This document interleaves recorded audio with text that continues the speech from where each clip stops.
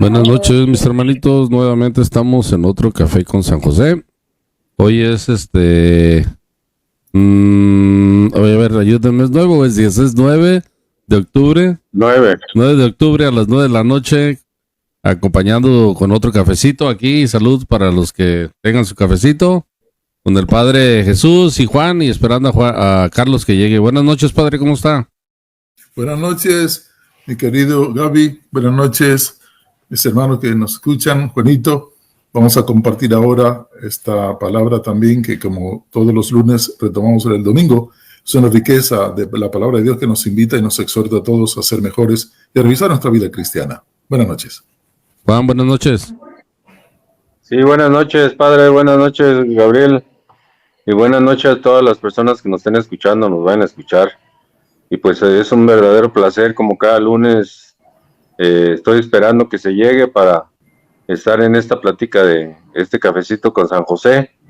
Y pues a seguir aprendiendo y seguir nutriéndonos de la palabra.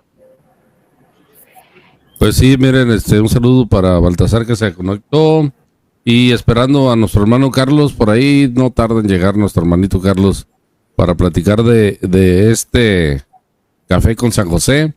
Va a estar muy bonito, como todos los lunes, dice uno, este estuvo bueno, el otro también, y así sucesivamente nos lo vamos aventando, ¿verdad, Padre? Cada día mejor, y no porque el otro haya sido malo, sino porque todos son buenos. Porque el Espíritu Santo va iluminando, y siempre que está el Espíritu Santo todo sale maravilloso. Sí, pues miren, Padre, ayer leímos en el Evangelio Mateo 21, y vamos a leerlo, ¿verdad? Y ya de ahí vamos a platicar un poquito más, lo vamos a hacer un poquito diferente hoy, Padre. Estábamos pensando con usted en platicar un poco de su testimonio de vida, cómo fue que llega al sacerdocio, cómo fue su niñez, un poco platicar para conocerlo, ¿verdad? Porque hemos tenido ya varias semanas con usted, y de repente pues es bueno saber de dónde es el Padre Jesús, cómo fue creciendo, cómo era su familia, y sería muy interesante. De acuerdo. Todo ese testimonio de vida pues va relacionado también un poco con lo que es el Evangelio, ¿no? De alguna forma, porque así es la vida cristiana. Entonces, vamos a empezar, pero antes de empezar, pues invitar a los que quieran ver el video hoy, pero especialmente cuando lo subamos mañana pasado en en YouTube, en TV Crosswalk. Y para comenzar, nos gustaría si nos ayuda con una oración, Padre. Cómo no, con mucho gusto. Iniciamos en el nombre del Padre, del Hijo y del Espíritu Santo. Amén. Gracias, Padre Santo, por reunirnos nuevamente alrededor de tu palabra. Bendiciones para los hermanos que miran y van a ver este video. Que tu presencia nos anime y nos fortalezca. Te pedimos bendiciones para nuestras familias, para nuestros pueblos, que reine la paz y la fraternidad sobre todo. Ayúdanos a ser buenos administradores de esta viña tuya. Seamos buenos viñadores, buenos trabajadores. Y demos buen fruto para ti, para la sociedad y para la salvación de cada uno. Te lo pedimos, Padre, por Cristo nuestro Señor. Amén. Del Padre, del Hijo y del Espíritu Santo. Amén.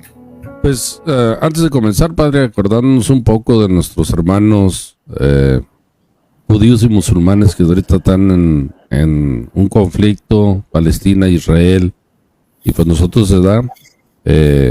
Como cristianos pidiendo por ellos.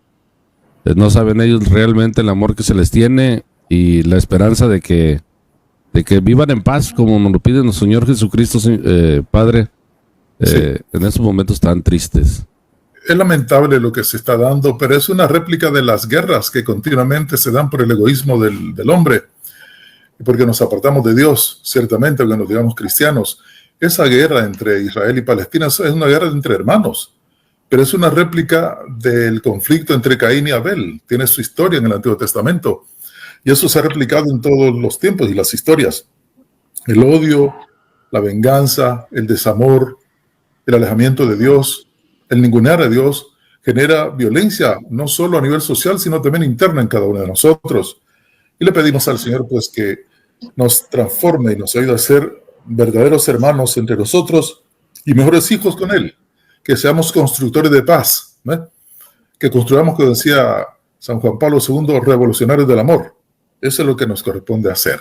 Entonces pedimos por estos hermanos que ahora están en conflicto, que ha sido un permanente conflicto, como hemos visto en las informaciones de todos los tiempos, pero también se replica en los hermanos de otros lados, las guerras, las situaciones difíciles de México, de Colombia, de Ecuador, de Afganistán, en Irak, etcétera. En todas partes la violencia que se da en nuestras ciudades. Vemos cómo en Estados Unidos se asesina, se maltrata, se respeta. En todas partes del mundo se da lamentablemente esto. Esta única casa que tenemos, como dice el Papa Francisco, la única casa que tenemos, destrozando, la estamos descuidando. La viña que nos ha dado el Señor la estamos descuidando. Ese texto del día de ayer es aleccionador en este sentido, en esta línea de pensamiento, porque nos invita a pensar qué tipo de viñadores somos nosotros. ¿Acaso de los que maltratan a los enviados por el dueño de la viña?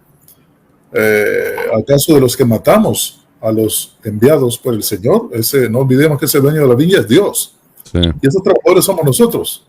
Entonces por ahí va la cuestión. Lamentablemente lo que se da ahora, la guerra entre hermanos, pedimos a Dios que pronto esto termine y que seamos constructores de paz y de fraternidad, que Cristo viva en nuestros corazones para que las guerras y las discordias vayan desapareciendo. Pues vamos a comenzar leyendo el Evangelio, que por otra parte también del Evangelio, Padre, nos habla de un pueblo que produzca frutos. Al final, Jesús en la parábola dice que dueño del viñedo le iba a dar a las tierras a un pueblo que produzca frutos. Y sí, hay frutos, ¿verdad? Gracias a Dios también positivos, a pesar de los conflictos y todas las guerras y las muertes y todo. Vamos a empezar. En aquel tiempo, Jesús dijo a los sumos sacerdotes y a los ancianos del pueblo esta parábola. Había una vez un propietario que plantó un viñedo, lo rodeó con una cerca, cavó un lagar en él, construyó una torre para el vigilante y luego lo alquiló a unos viñadores y se fue a viaje. Llegando el tiempo de la vendimia, envió a sus criados para pedir su parte del fruto de los viñadores. Pero estos se apoderaron de los criados, golpearon a uno, mataron a otro, y a otros más los apedrearon. Envió de nuevo a otros criados, el mayor número que los primeros, y los trataron del mismo modo. Por último, les mandó a su propio hijo, pensando, a mi hijo lo respetarán. Pero cuando los viñadores lo vieron, se dieron unos a otros, este es el heredero. Vamos a matarlo y nos quedamos con su herencia. Le echaron la mano, lo sacaron del viñedo y lo mataron. Ahora, díganme, cuando vuelva el dueño del viñedo, ¿qué hará con esos viñadores? Ellos le respondieron, dará muerte terrible a esos desalmados y arrendará el viñedo a otros viñadores que le entreguen los frutos a su tiempo. Entonces Jesús les dijo, ¿no han leído nunca la Escritura? La piedra que desecharon los constructores es ahora la piedra angular. Esta es la obra del Señor y es prodigio admirable. Por esta razón les digo que les serán quitado a ustedes el reino de Dios y se les dará un pueblo que produzca frutos. Palabra del Señor. Vamos, Señor. Pues Padre, lo que estábamos hablando en la historia de la salvación, ¿no? Ha habido diferentes actos de violencia contra los servidores de Dios, pero nos vamos a ir un poquito atrás nosotros. Vamos a platicar un poco de cómo usted desde niño fue creciendo y fue entrándole el amor por las cosas de Dios. Por ahí vamos a conectar el Evangelio más adelantito, pero vamos a empezar primero preguntándole, Padre, dice que usted es del San Salvador, ¿no? Ahí creció, ahí nació. Sí, en un pueblecito del norte de la capital, del norte del departamento de San Salvador. El Paisnal se llama, y nacimos en un 1 de mayo de 1952.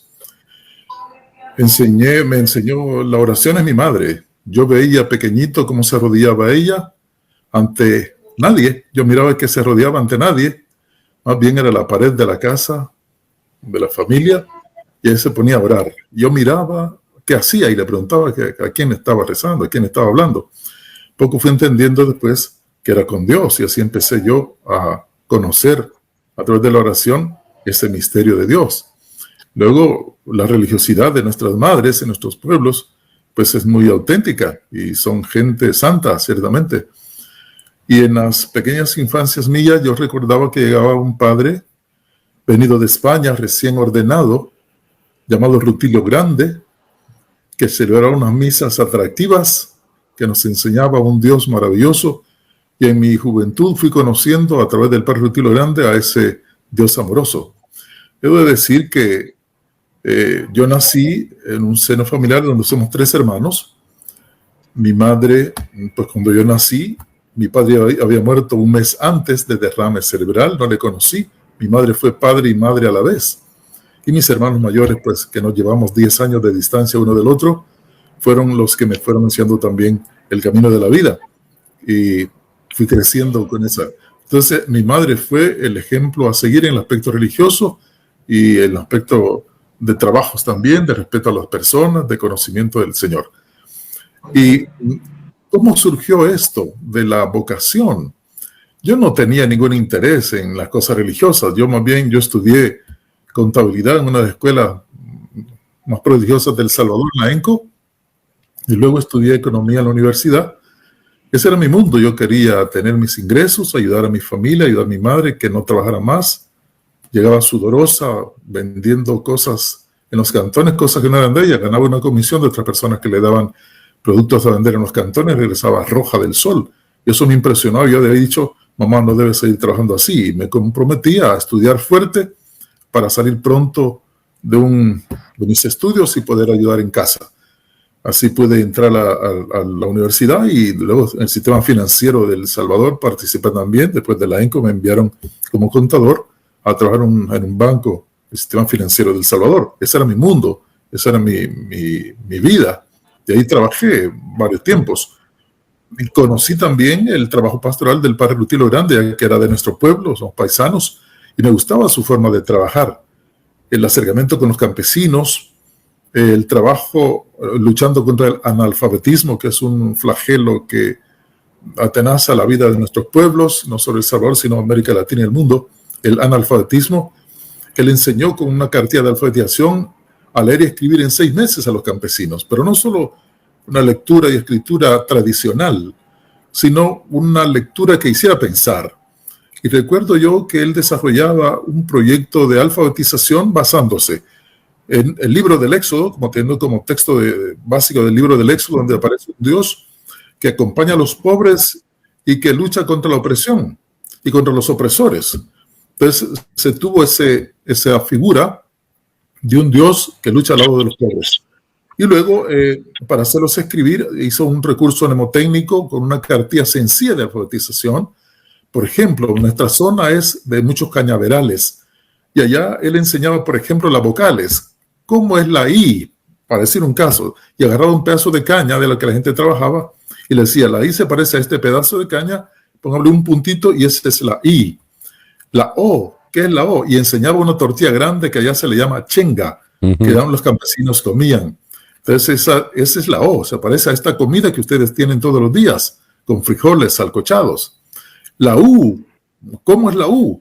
Y enseñaba una herradura y preguntaba, por ejemplo, ¿dónde está la herradura? Respondían ellos, en las patas de los caballos. ¿Qué caballos? Los caballos que montan nuestros capataces, que nos castigan, que nos torturan, que nos maltratan, etc. Entonces fueron conociendo desde su propia realidad ese recurso mnemotécnico muy genial que tuvo Rutilio con un equipo de estudiosos, y la gente aprendió a leer y escribir de esa manera, críticamente, ¿ves? De la manera como dice Paulo Freire, este pedagogo brasileño, una educación liberadora, no una educación bancaria que repite conceptos del pasado que no hace pensar a la gente. Esa educación había que cambiarla. Lamentablemente, muchos de nuestros sistemas educativos en nuestros países es de ese estilo bancario. Cuando quiero un contexto o conocer algo, pues voy a lo que ya está establecido. Sí. Concepto ya conocido, pero no somos capaces de crear nuevos pensamientos. Innovador. innovador. Entonces él hacía esto. Eso sí me gustaba. Cuando le asesinaron a él, Padre, perdón, voy a irlo interrumpiendo de repente. Esto del padre Rutilio fue en el transcurso de la guerra que tuvo El Salvador en los 80s, creo que fue, ¿o fue antes? Antes. Para ese tiempo había paz en El Salvador. Una relativa paz, porque la guerra del Salvador no empezó en el 80, eso venía de tiempos antes. Hemos tenido una guerra en el 1933, cuando los militares, dirigidos por un general Martínez, reprimió a campesinos, asesinando a más de 33,000 campesinos. Eso era una continua guerras y ataques contra la gente campesina que quería organizarse. Después fue organizándose luchas contra los estudiantes, contra los obreros, etc. Lo que reventó últimamente que el mundo conoce es la guerra del 80 en adelante, pero ha habido guerras anteriores. El padre Rutilio llegó en 1973 a la parroquia de Aguilares, que es muy cercana al Painal. De hecho, el Painal pertenecía a esa parroquia y ahí empezó a trabajar. Cuando él tuvo 3 años trabajando ahí con este sistema innovador de hacer pensar a la gente, el conocimiento de la palabra de Dios, volver con la idea del Vaticano II que estaba fresquito, devolver a la gente la palabra de Dios, porque antes no la tenían. Se distribuyeron textos del Nuevo Testamento en los cantones, en las comunidades eclesiales de base, que fueron vitales en este trabajo eclesial, como producto de lo que surgió del Vaticano II. Medellín, Puebla, todo aquello, las comunidades eclesiales de base que fueron una vitalidad grande. Entonces, él, con ese tipo de trabajo, también generó animadversión de los poderosos, que consideraron que el padre Rutilio estaba sublevando a los pobres contra los ricos.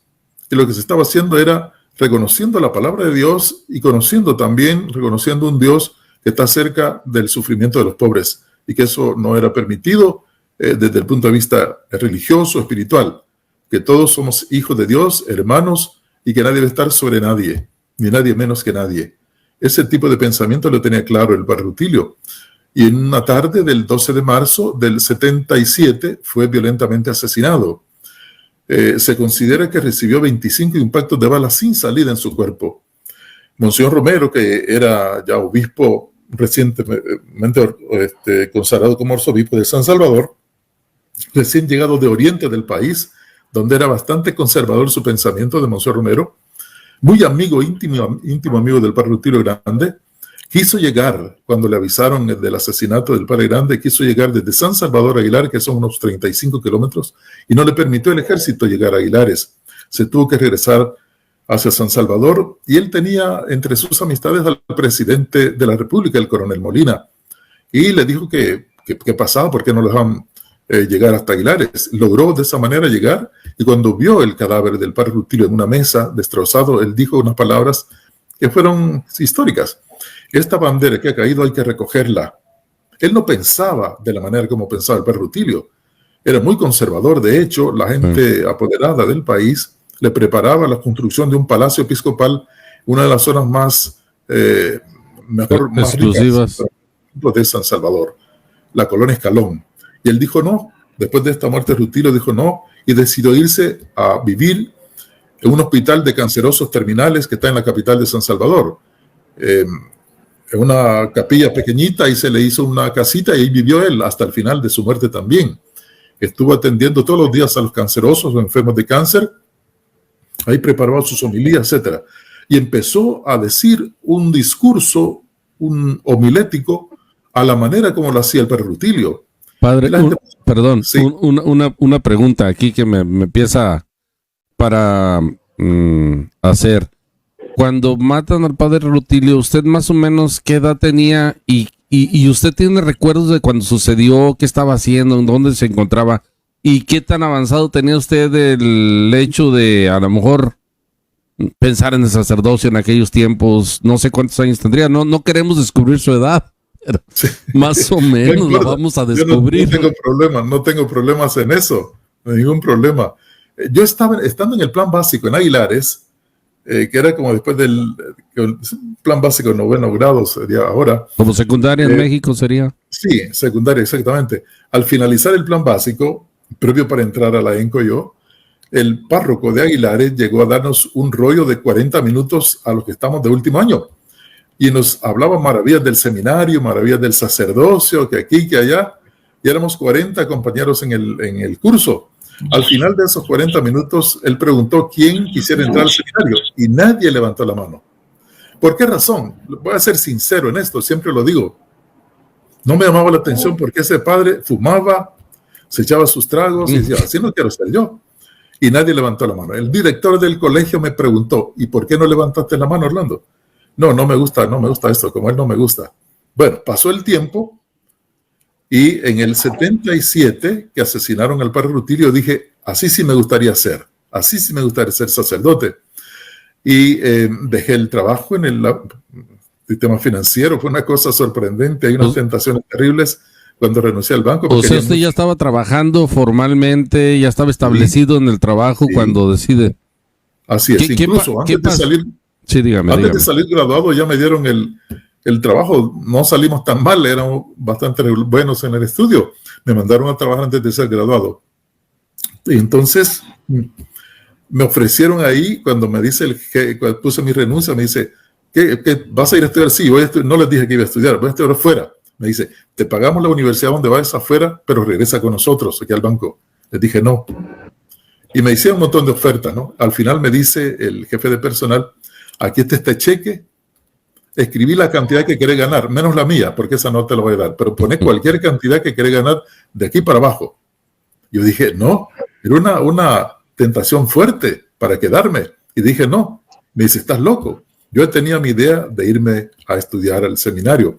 Hablé con Monseñor Romero, aprovechando los 9 días después de la muerte del padre Rutilio Grande, llegó a celebrar la misa de 9 días a Aguilares, y ahí hablé con él. Dije, Monseñor, yo le dije, estoy estudiando economía, estoy en banco, pero quiero ser sacerdote.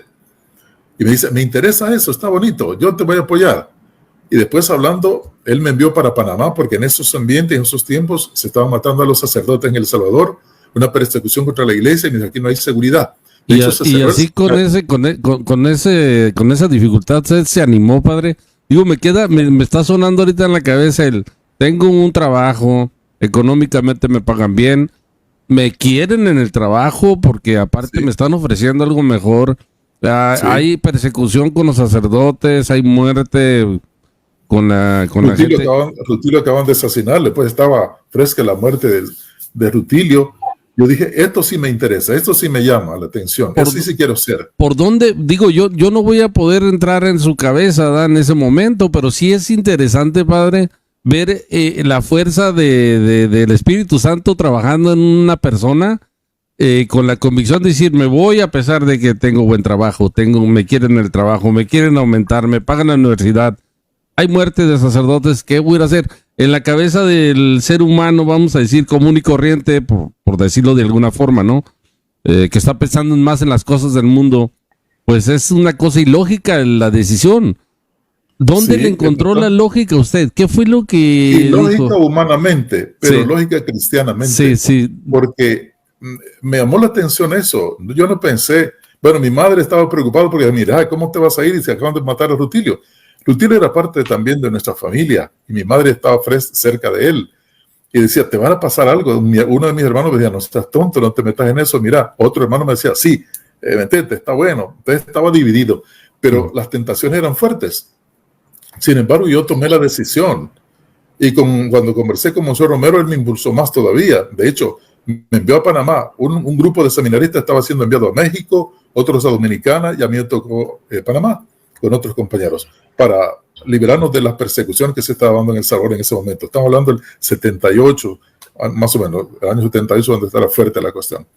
Y decidí y me fui. Mis compañeros juraban que yo no me iba, que me iban a dejar ahí porque la oferta que iba a recibir. Pero me fui y me fui para allá y fui conociendo en ese camino, sobre todo en el principio, un Dios que yo no conocía.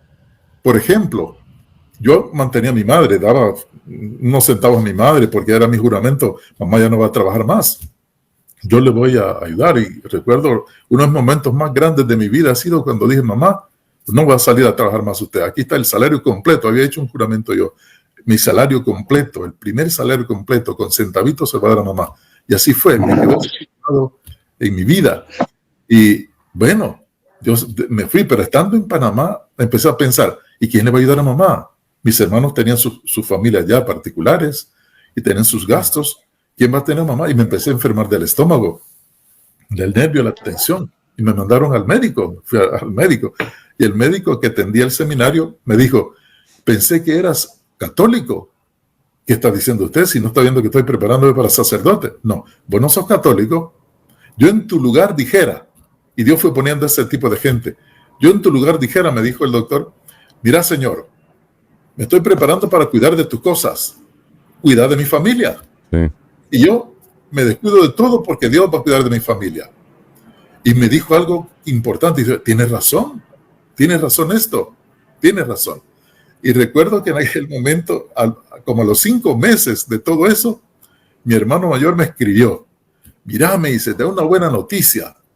Yo estaba preocupado por las cosas económicas de él. ¿Qué pasó? Fíjate que hemos ganado 10,000 colones en la Lotería Nacional. Ajá. Nunca en nuestra vida ha pasado eso. Y eso era un gran dineral para nosotros. Puchica, entonces era cosa maravillosa. Dije, es Dios el que está haciendo esto. Y me empezó a sanar aquella cosa del estómago y empecé a meterme de lleno en la formación, pues. Y agarré fuerza en eso, ¿no? Yo me mandaron a otros lados. Total, de aquel momento hasta total mi información fueron 14 años al entrar después de mis estudios ahí. Y fui creciendo en el conocimiento de un Dios diferente, que ciertamente está cercano, que te apoya. Y aquello que dice el Señor, el que deja a su mamá, su papá, sus hermanos, su tierra, por mí encontrará más gente que le quiera, más mamá, más papá, y lo comprendí perfectamente. En Panamá y me llegaron a decir una ciudad, yo soy su mamá, estos son sus hermanos, no le va a faltar nada aquí. Recordé eso, ¿no? Esto es cierto, esto no falla. Y empecé a sentir una alegría inmensa y enamorarme de esto, pues, a tal punto que ya después, cuando ya fue mi ordenación, ya pasados los tiempos, curioso que me empezaron a enviar a las parroquias donde había estado Rutilio, siguiendo las huellas de Rutilio. Qué curioso esto, digo, que soy párroco donde estuvo él, en mi propio pueblo, de párroco ahí, ver la tumba donde está enterrado el padre Rutilio, hablar en su tumba para que nos ayudara a construir una parroquia que estaba cayéndose, tantas cosas que surgieron. Entendí que ciertamente Dios está a nuestro lado y que los que mueren no mueren, solo se transforman. Y me llenó de entusiasmo esto y digo, esto tiene sentido. Me empecé a enamorar más de la vida del sacerdocio y sigo con ese entusiasmo gracias al Señor. No digo que he tenido fallas, muchas fallas hemos tenido, claro que sí, yo las reconozco, muchas fallas, pero el Señor me sigue amando y nos sigue amando a todos así como somos, ¿ve? Lo importante es el diálogo con Él y la confianza plena en Él. Después dejémonos en sus manos y sale todo lo demás. ¿Cuándo sucede lo de San Romero? ¿Estaba usted usted ya estaba en el seminario o todavía no? Ya había terminado. Cuando sucede lo de Monseñor Romero, la muerte de Monseñor Romero, yo estaba estudiando, era el 3er año de estudios religiosos para mí. Él estaba, fue 24 de marzo de 1980, ¿ve?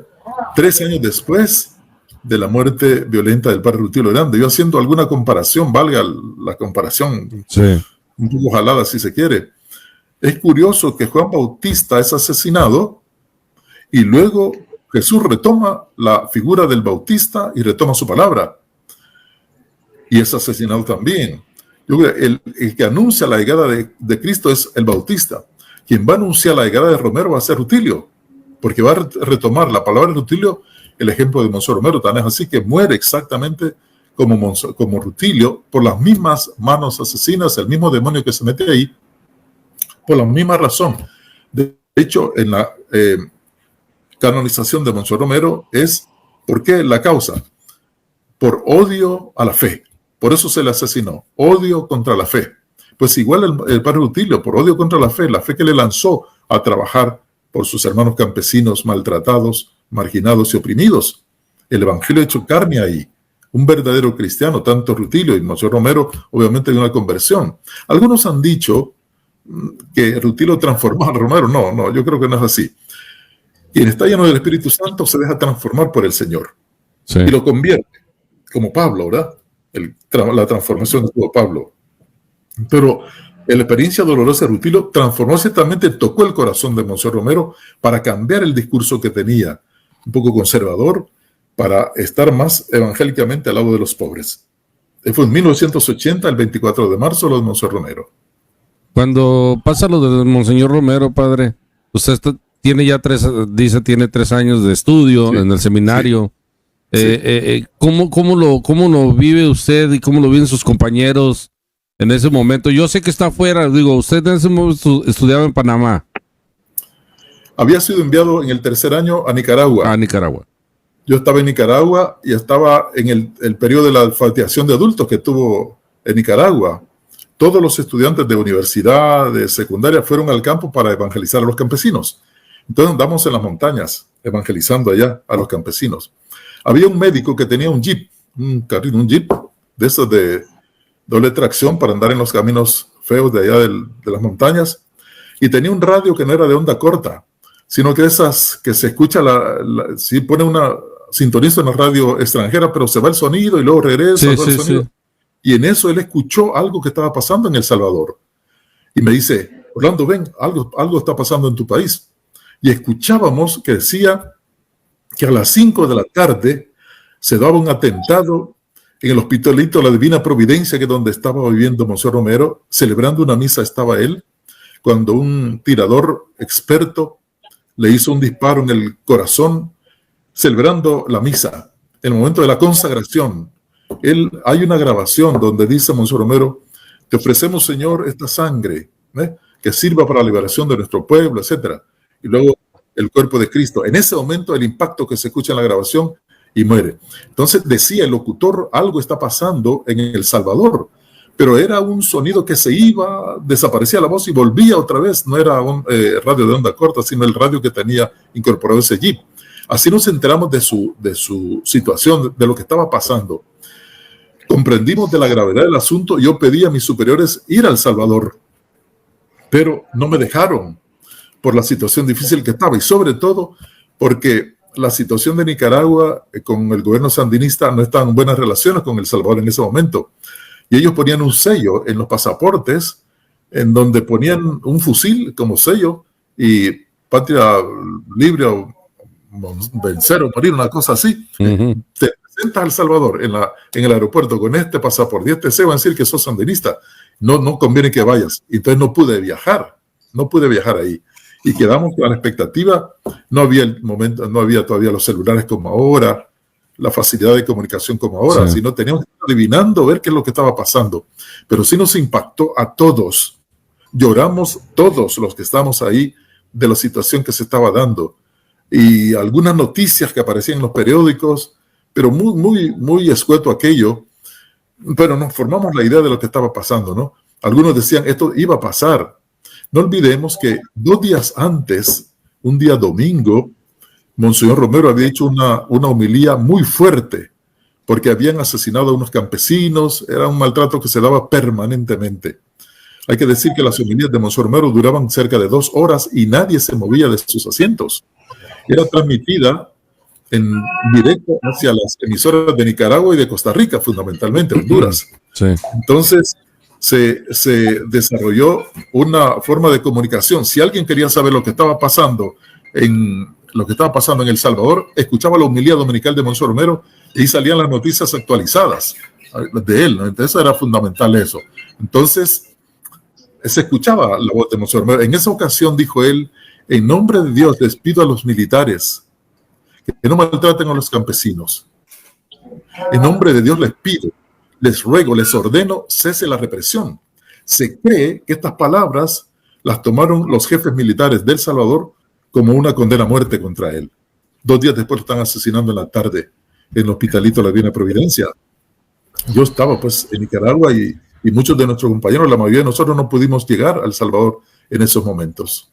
Voy a hacer aquí una pequeña pausa, padre, para invitar a mis hermanos Juan y Carlos que en cualquier momento, y ahí disculpe, ¿verdad?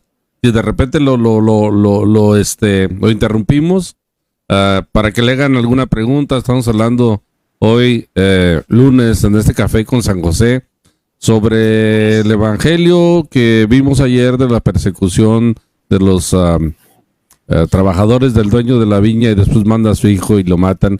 Y hoy con el testimonio del padre de vida que conoce a Monseñor Romero y al padre Rutilio, cómo fueron asesinados ellos, y a pesar de eso, de tener un buen trabajo, de tener un futuro seguramente muy bueno, ¿verdad, padre? Económicamente y de éxito, usted decide irse al seminario César Sacerdote. Dentro del seminario, usted se da cuenta por la radio que asesinan a Monseñor Romero y de aún así sigue. Son de lo que decíamos en el final del evangelio, donde dice estas tierras se las voy a dar o se las voy a rentar, o como dice en el evangelio, a un pueblo que dé frutos, y esos son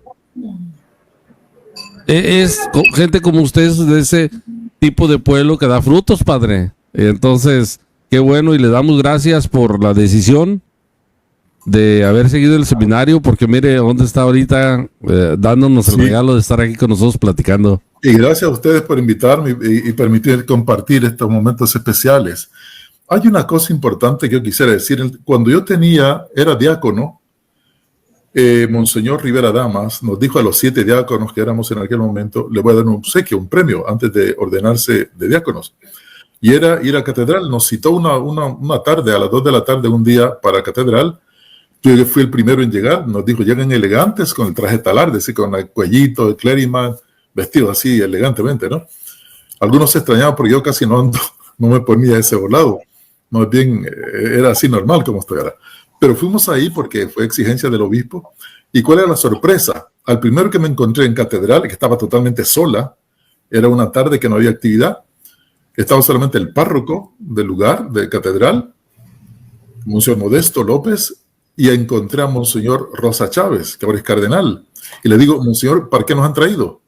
No te digo. Y me le prendí hasta que lo convencí que me dijera. Y me dijo: van a pasar el cuerpo de Monseñor Romero a la cripta. ¿Cómo? Monseñor Romero fue sepultado junto al altar principal de la catedral, la parte derecha del altar principal.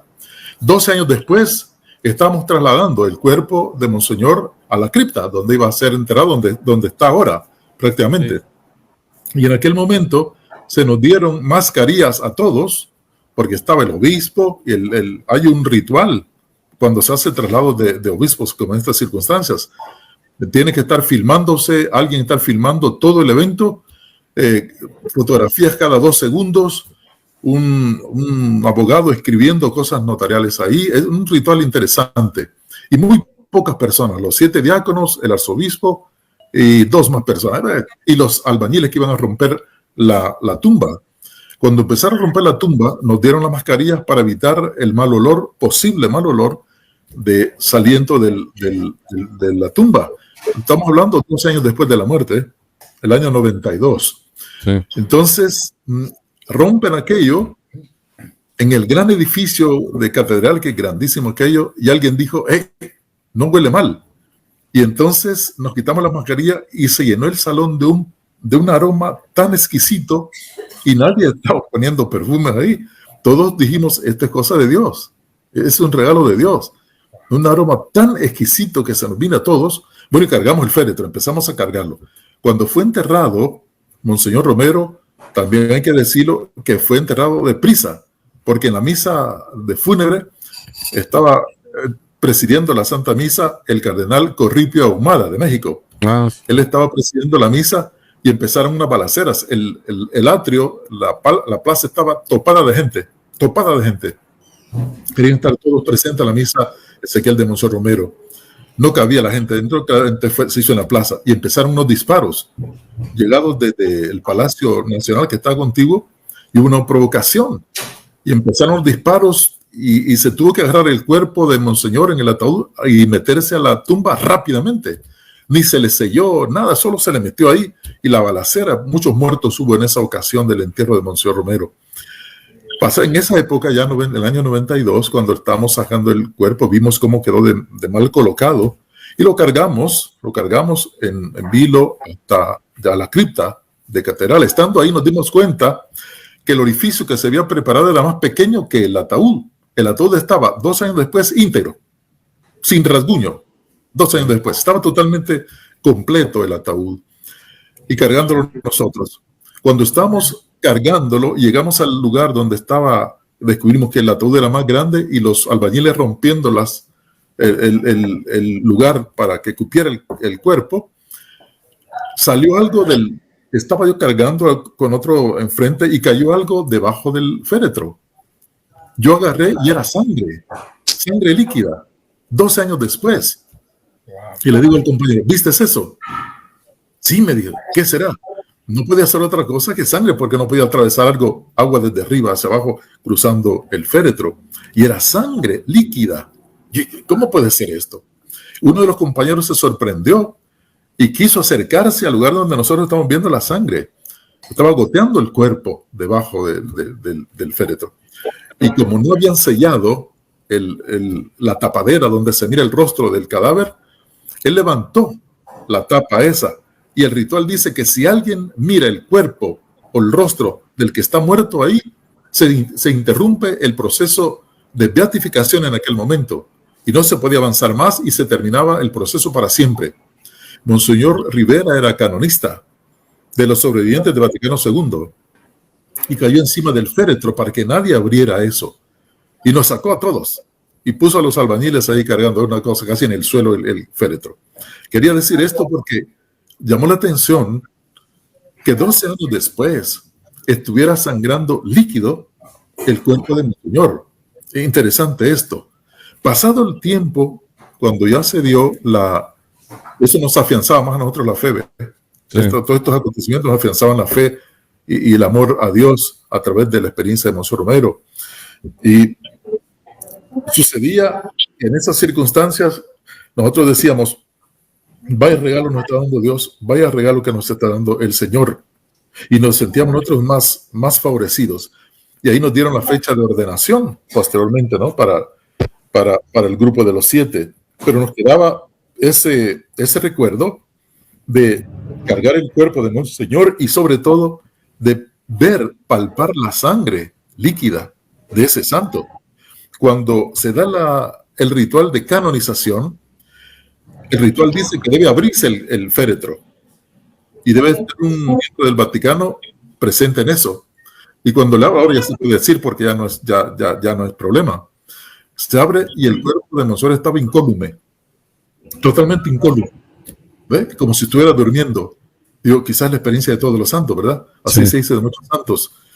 Y eso sirvió también para que dictaminaran este hombre santo y viene la canonización, que será juntamente el mismo día del Papa Pablo VI y con otros 5 más. Pero esta experiencia nos enriqueció más el deseo de ser sacerdotes y de servir a la gente de este modo de vida. Muchachos, ¿alguna pregunta para el padre? Padre, pues indiscutiblemente estaba viviendo en un país en revuelta, con pensamientos patrióticos, con pensamientos de revolucionarios. En algún momento de su juventud de juventud o adolescencia, por su mente corrió el pensamiento de esa mente revolucionaria de querer cambiar el país patrióticamente. Sí, en la Universidad Nacional y sobre todo en la Facultad de Economía, que es donde yo estaba, y la Facultad de Medicina, había mucha convulsión y mucho deseo de ver qué se podía hacer por el país. Era común reunirnos con otros grupos para ver qué se puede hacer. Haciendo comparaciones, yo después ya como sacerdote llegué a la universidad, me invitaron a celebrar allá una fecha martirial de los estudiantes masacrados un 31 de julio. Y recordándoles ahí, a ellos les decía muchos estudiantes, ¿no? ¿Qué diferencia con los estudiantes ahora? Decía yo. En aquel tiempo los estudiantes nos reuníamos en las mesas de estudio, en las plazas, en los jardines de la universidad, y la pregunta era, ¿qué podemos hacer por el país? ¿Cómo podemos influir en un cambio social que beneficie a nuestro pueblo? Esa era un poco la inquietud de los estudiantes universitarios. yo les criticaba un poco en la actualidad y les decía, ¿cómo piensan ahora los jóvenes? Con el perdón de lo que puedan estar escuchando, ¿no? Posiblemente me equivoque, pero mucho del pensamiento es a qué playa vamos a ir, a qué discoteca vamos a ir, qué vamos a hacer, qué tipo de teléfono, laptop o iPhone vamos a tener, tipo de cosas, ¿no? De lo social casi nada, en la actualidad lamentablemente. Y la tecnología ha ayudado mucho, pero también ha confundido y alienado a muchas personas, todos los jóvenes también. Entonces sí había este interés. De hecho, muchos compañeros se metieron en la organización social. Muchos compañeros se metieron ahí y muchos murieron. Yo me he cuestionado y me digo, ¿por qué yo no me metí en esas formas de pensamiento, de cambios sociales que teníamos en la universidad? Yo digo, bueno, Dios me metió en este lío, agradable lío del sacerdocio.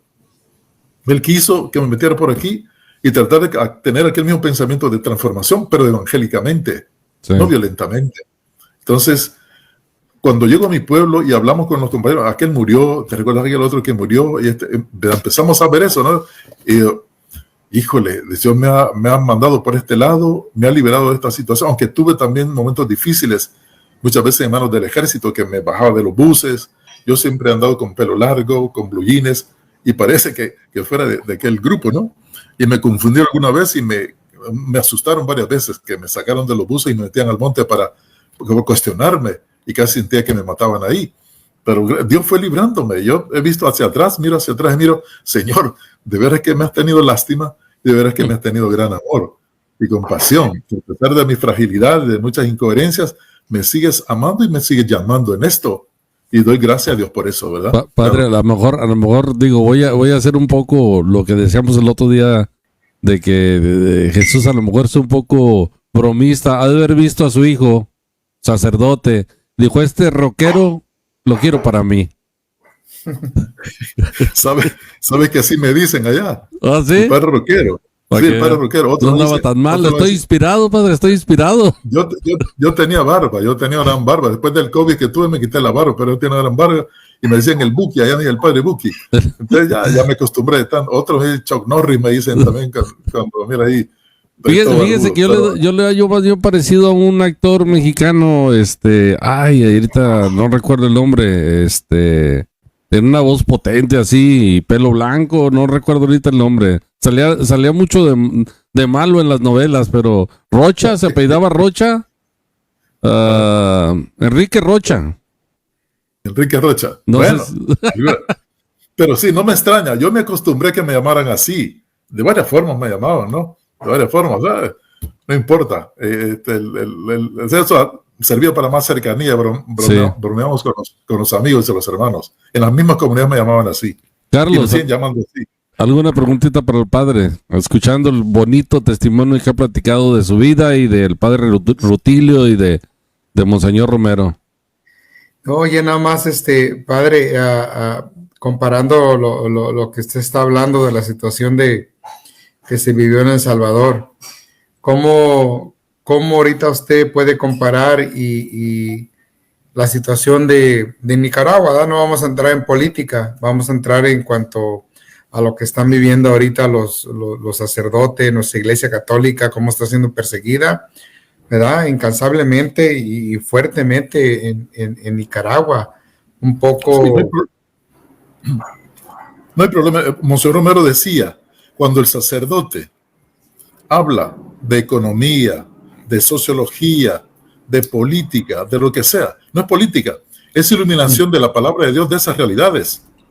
No podemos extraernos a la reflexión de esas realidades. Lo que dice el Vaticano II, los signos de los tiempos, analizar los signos de los tiempos desde el Evangelio, es tarea nuestra, es iluminación evangélica.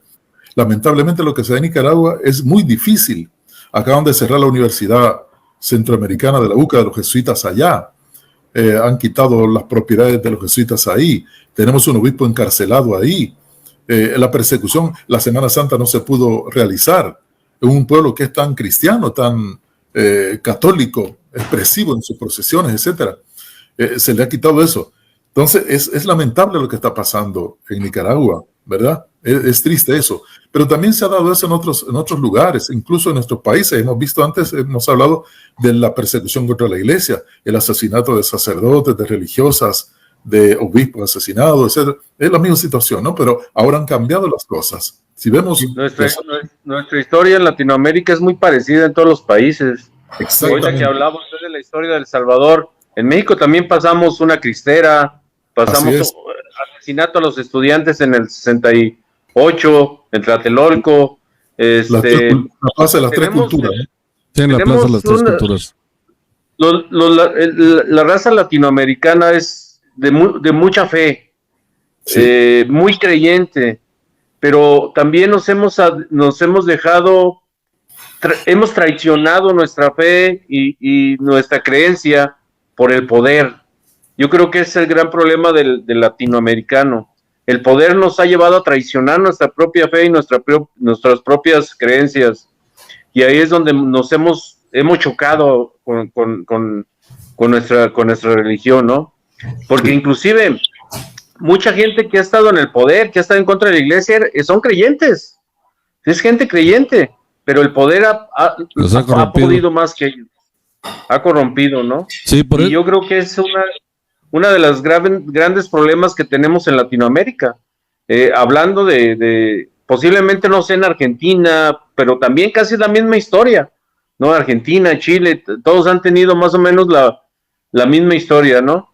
Y si lo podemos ver, porque ahorita estamos viendo casos muy, muy fuertes, pero si nos ponemos a pensar ahorita en lo actual y en lo más tranquilo que se puede dar, dentro de lo que estamos trabajando, ya sea en algún movimiento, podemos ver ese tipo de situaciones también dentro de la misma iglesia, de gente latina, yo estoy hablando de gente latina, donde vemos gente que por el poder ha corrompido sus creencias y su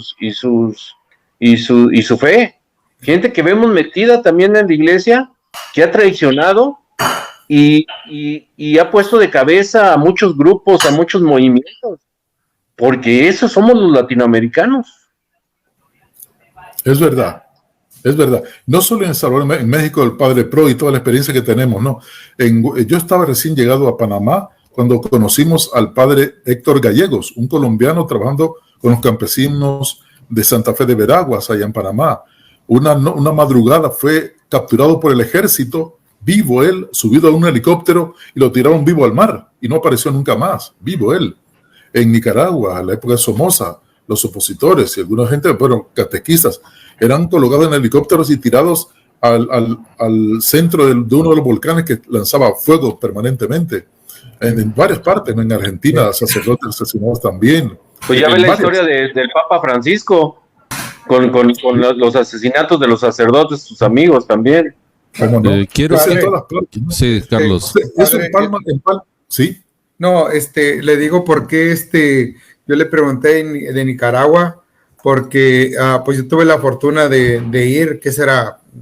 3, 4 años de estar en Nicaragua. Fuimos a un retiro, a vivir una experiencia, ¿verdad?, de evangelización. Y precisamente un mes después de que fuimos, fue cuando empezó toda esa problemática.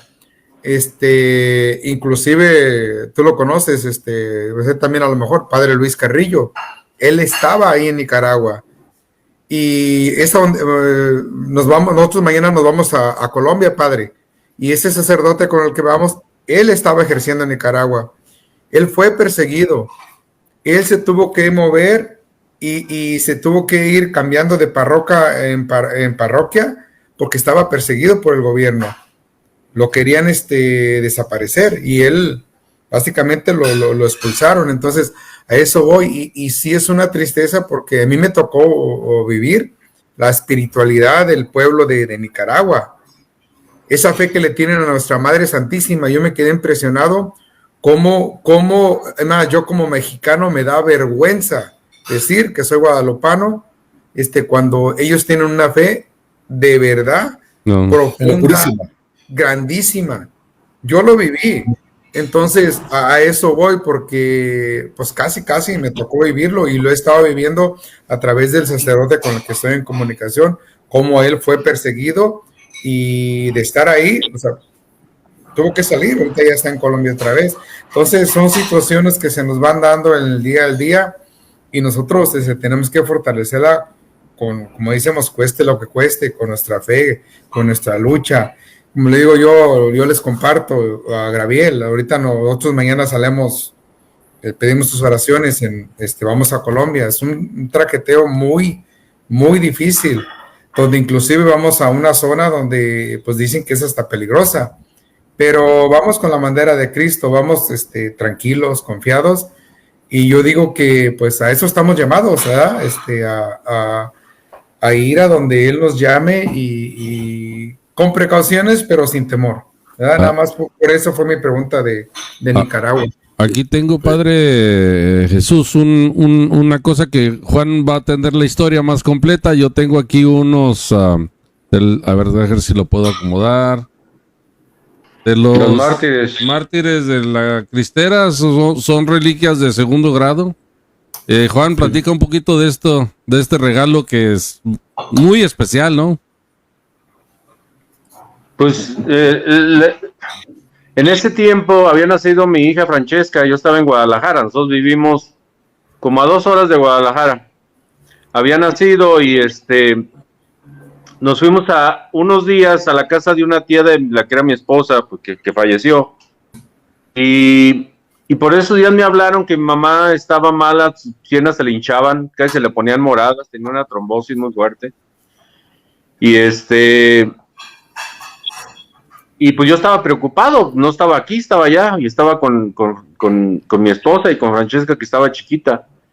Y me acuerdo que ese día iba por la calle, iba pensando, pidiéndole a Dios, pero esos no son momentos en que dices, ¿de verdad me escuchará?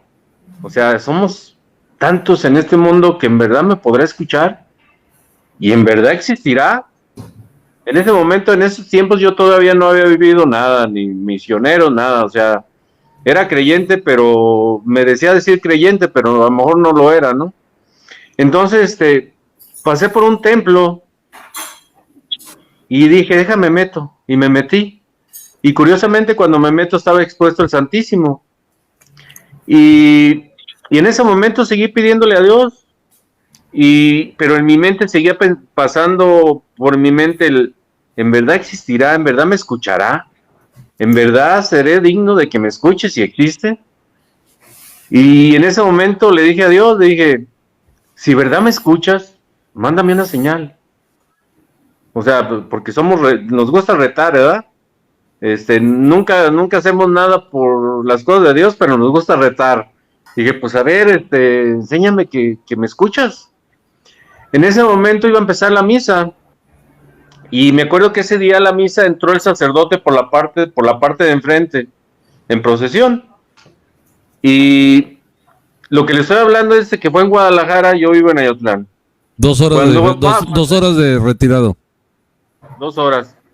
Y cuando entra el padre, me di cuenta que el padre es un padre que queremos mucho, padre Chava López, muy amigo de mi papá, se ven casi como hermanos con mi mamá, se veía como hermano con mi mamá y con mi papá.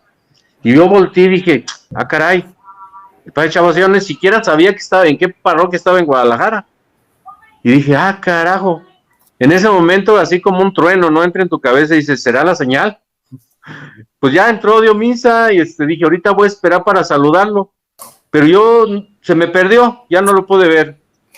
Y me salí con todas ese montón de ideas en la cabeza de verdad me escuchará y me mandaste la señal o no me la mandaste, ¿qué pasó? Fue coincidencia. Bueno, me salí con la idea de que ya no pude saludarlo. Cuando salgo, está parado en la puerta, el padre. Y ya lo vi, le dije, padre, ¿cómo está? Dice, ¿cómo estás? ¿Y cómo está tu papá y tu mamá? Ya le platiqué cómo estaba mi mamá, ¿no? Y me dice, mira, este templo es el templo del padre Galván. Padre Galván fue un padre que fue asesinado en la Cristera. Dice, aquí están sus restos, mira, vente para acá. Me metió ahí a donde él dormía y me dio 2, una como la que le dio Gabriel, me dio 2, Y en esa están las fotos de todos los mártires de la Cristera, con un pedacito de su ropa que llevaban puesta cuando los asesinaron. Y me dice el padre, mira, llévatelo, se lo pasas por las piernas a tu mamá y le pides mucho a Dios y a ellos que intercedan por tu mamá. Y sí, ya llegué, hice eso que me dijo el padre. Pues de eso que estoy hablando, mi mamá todavía vivió como 10 años. Se compuso de sus piernas, nunca se curó totalmente, pero duró muchos años caminando y o sea, más de 10 años, pues sí, como unos 10 años, más o menos. Pero lo más interesante, pues, que uno reta, ¿no? Y Dios te contesta, aunque no lo merezcamos. Y ese testimonio de Juan, con esas reliquias, ¿verdad? Segundo grado, ¿verdad, padre? Cuando es segundo grado, sí. Sí. Sí. Que yo sin merecérmelas, soy yo que las tengo, padre. Fíjese nomás qué bendición. Una bendición, claro que sí. Fíjate que antes de que empezara el programa, pensé sacarlas también para que las vieran. Para que veas que no hay coincidencias. Ya las vimos. Sí, es una maravilla. Es un reto también, un gran reto para todos. Sí. Ser el ejemplo de esos santos hombres. Sí. Así es. Pues mire, estamos llegando a las 10 de la noche, se nos hizo muy cortito, hay muchas preguntas por hacerle, padre, pero bueno, vamos a respetar el tiempo por hoy y esperando que pues la próxima vez, ¿verdad? Podamos escarbarle un poquito más al Padre Jesús. Muy interesante su plática, padre, honestamente, la historia y el privilegio, ¿verdad?, que Dios le dio para estar cerca de Monseñor Romero, estar en el momento donde fue exhumado su féretro originalmente donde estuvo. Sí. ¿A usted le tocó la sangre en su mano, padre? Sí, cómo no. Y haciendo... De los 7 fue el único. De los 7 fue el único que tocó esa sangre, que recogió esa sangre. Y viéndolo en un poquito al pasado, ¿qué sensación tiene de ese momento? O sea, porque en el momento probablemente no lo dimensiona. Después, cuando así pasa. Es. Más bien de susto, una sorpresa, ¿no? Pero luego uno dice, bueno, tuvimos en nuestra mano la sangre de un mártir, de un santo, conocimos un santo. Pero más que eso, el reto que nos queda. Pasados los años de la muerte martirial tanto del padre Rutilio como de Monseñor Romero, uno ha oído cantos. De hecho, me llama la atención que en México hicieron cantos de la homilía de Monseñor Romero. Hay una parroquia de López Mateo, creo que se llama, y el coro de esa parroquia hizo musicalizaciones de las homilías de él. Hay que buscarlo. Hay cantos preciosos que están en YouTube. Se pueden buscar ahí homilías musicalizadas de Monseñor Romero. Hay cantos preciosos. Uno que dice, no tengan miedo, láncese, no tengan miedo en servir al Señor. Entonces, es maravilloso eso, pero es como un reto, ¿no? No tanto de los cantos, los poemas, que han salido muchos, sino cómo retomamos el legado de estos santos hombres. ¿Cómo vivimos hoy el legado de estos santos hombres? El texto evangélico que teníamos ahí es que mataron a los enviados del dueño de la viña. Ese dueño es Dios. Y esos enviados son los profetas del Antiguo y del Nuevo Testamento hasta los días de hoy. Y lo asesinaron. Hasta el mismo Jesús, que es el hijo que envían ahí. Se sigue asesinando a los hijos de Dios. Pero sobre todo ver al demonio que ataca a los enviados de Dios. Y nos hace ver en el mundo actual un desprendernos de Dios. O la muerte, como dice Nietzsche, el filósofo, Dios ha muerto, la muerte de Dios, ya no está Dios. Y cuando nos apartamos de Dios o prescindimos de Dios, nos llena el vacío, la insatisfacción, la soledad, la destrucción, la autodestrucción. Sin Dios no somos nada. Entonces el texto nos llama a ser buenos trabajadores de la viña del Señor. La viña no se termina, se la da a otros. Esos otros tenemos que ser nosotros que aprovechamos nuestros dones que nos da el Señor para dar buen fruto en la viña del Señor. Fíjese, padre, le iba a decir que nos dieron un mensaje final, pero ya no lo dio con eso. Queda, pero mejor no se pudo. Mi esposa Florencia le manda un saludo, dice que hermoso testimonio y gracias por compartir con nosotros. Dios le dio la gracia de haber tenido la sangre de Monseñor Romero, que es un regalo, de verdad. Y no sé si los muchachos tengan algo más que agregar antes de que el padre nos regale con una oración final. No, Una Adelante, pregunta, padre. Carlos, la semana que entra va a estar en Colombia, le vamos a pedir a Dios para que pues lo acompañe. Y usted, padre, todavía nos hace el favor de estar aquí otro tiempecito. Espero que sí, el otro lunes espero estar todavía aquí. Muy bien, y si no, de todos modos lo podemos seguir teniendo vía control remoto, como le llaman. De todas maneras, les invitamos a los que quieran ver el video, lo compartan en YouTube ya cuando esté en nuestro canal de TV Crosswalk, lo compartan con sus conocidos, con sus amigos, para que pues este testimonio del Padre Jesús, del Padre Monseñor Romero, el Padre Rutilio y lo que compartimos hoy sirva para afianzar la fe y para acercar más a las personas a Dios, ¿verdad, Padre? Una oración si nos hace el fin. En nombre del Padre, del Hijo y del Espíritu Santo. Padre Santo, te damos gracias por este encuentro maravilloso. Siempre que nos reunimos en torno a tu presencia, a tu palabra, nos llenas de mucha bendición. Que este programa sea también de bendición para los hermanos que van a mirar y van a percibir. Que reciban mucha bendición de tu parte a través de este video. A los hermanos que están aquí presentes, mi hermano Gaby, a Kalin, a todos los hermanos que nos acompañan también, a Juanito, que el Señor nos dé fortaleza para que sigamos siendo, o que seamos luz para los demás, que demos buen fruto en esta viña del Señor, que los dones que nos ha regalado los pongamos a funcionar en beneficio de esta viña, del servicio de los hermanos. Padre Santo, te damos gracias por este encuentro y te pedimos bendiciones para todos, por Cristo nuestro Señor. Amén. Amén. Amén. Pues, Del Padre, del Hijo y del Espíritu Santo. Amén.